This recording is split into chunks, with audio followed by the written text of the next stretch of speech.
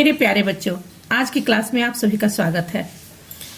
गद्य संकलन के लेखक, तो आइए आज हम जानते हैं हरिभाऊ उपाध्याय जी के बारे में। तो आइए जाने प्रस्तावना। हरिभाऊ उपाध्याय साहित्य सृजन की जन्मजात प्रतिभा लेकर हिंदी साहित्य जगत में प्रविष्ट हुए। उन्हें महावीर प्रसाद द्विवेदी और महात्मा गांधी जैसे महापुरुषों का सानिध्य प्राप्त हुआ। वे सरस्वती और नवजीवन जैसी ख्याति प्राप्त पत्रिकाओं के यशस्वी संपादक के रूप में उभर कर सामने आए।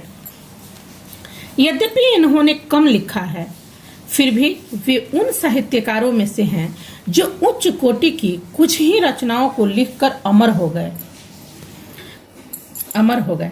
जीवन परिचय: कर्मठ राजनेता, स्वतंत्रता सेनानी, गांधीवादी विचारक तथा प्रसिद्ध साहित्यकार श्री भाऊ जी का जन्म 1892 ईस्वी में उज्जैन जिला के भौरासा नामक ग्राम में हुआ था। इन्हें बचपन से ही साहित्य से प्रेम था तथा अल्पावस्था में ही इन्होंने लेखन कार्य आरंभ कर दिया था।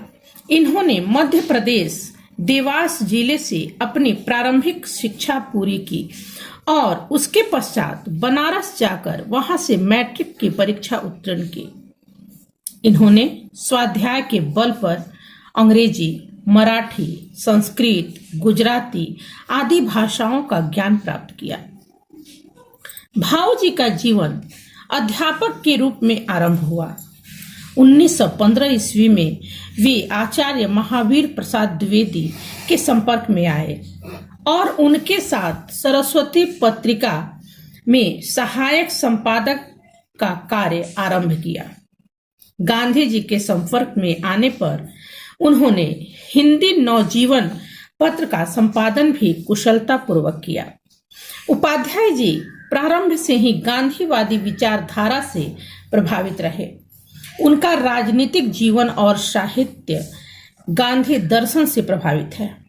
उन्होंने सस्ता साहित्य मंडल के सक्रिय कार्यकर्ता के रूप में कार्य किया।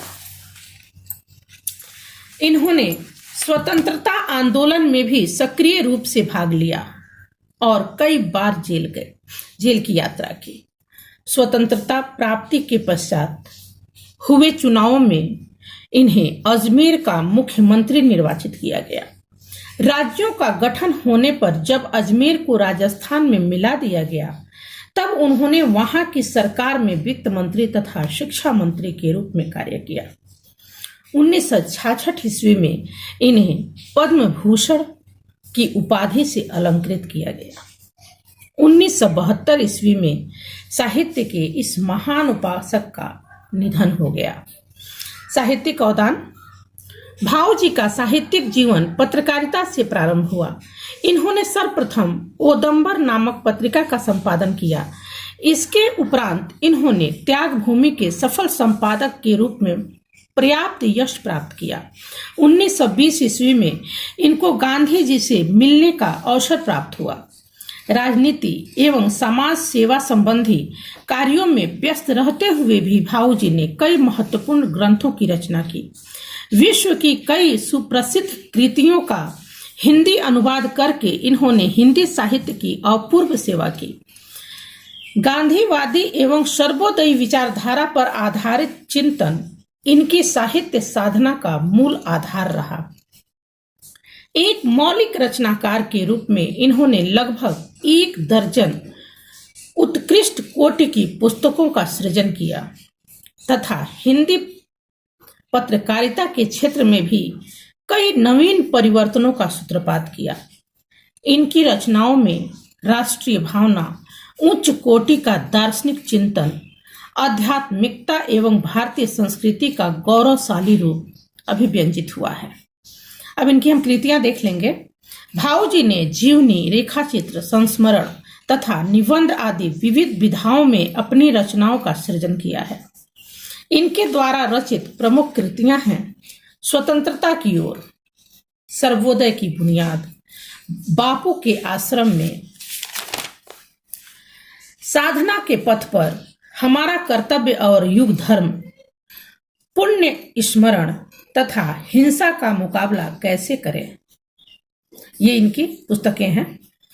अब इनकी हम भाषा शैली देख लेंगे। भाषा, भाऊ जी ने अपने लेखों और निबंधों में प्रायः सामान्य बोलचाल की व्यवहारिक भाषा का ही प्रयोग किया है। अपनी भाषा में इन्होंने आवश्यकता अनुसार उर्दू और अंग्रेजी के शब्दों का प्रयोग किया है। इनकी रचनाओं में तत्सम शब्दावली से युक्त साहित्यिक भाषा का रूप भी उपलब्ध होता है। शैली इनके शैली के दो गुण हैं, सरलता और प्रांजलता। इनकी रचनाओं में शैलियां हैं वर्णनात्मक शैली, विवेचनात्मक शैली और संवादात्मक शैली। अब साहित्य में स्थान इनका हम देख लेंगे। हिंदी साहित्य में इनका क्या स्थान है। उपाध्याय जी एक सफल पत्रकार, सुप्रसिद्ध गांधीवादी विचारक, निस्वार्थ समाज सेवी और श्रेष्ठ साहित्यकार थे। राजनीति एवं साहित्यिक विषयों पर उनकी अनेक पुस्तकें प्रकाशित हुई। उन्होंने जीवनी और संस्मरण जैसी नवीन विधाओं को प्रभावपूर्ण बनाने में विशेष योगदान दिया। इस प्रकार राजनीति के साथ ही साथ साहित्य के क्षेत्र में भी हरिभाऊ जी का गौरवपूर्ण स्थान है। तो ये तो रहा हरिभाऊ जी का जीवन परिचय। अगले वीडियो में मैं किसी और का जीवन परिचय लेकर के आऊंगी। तब तक के लिए गुड बाय।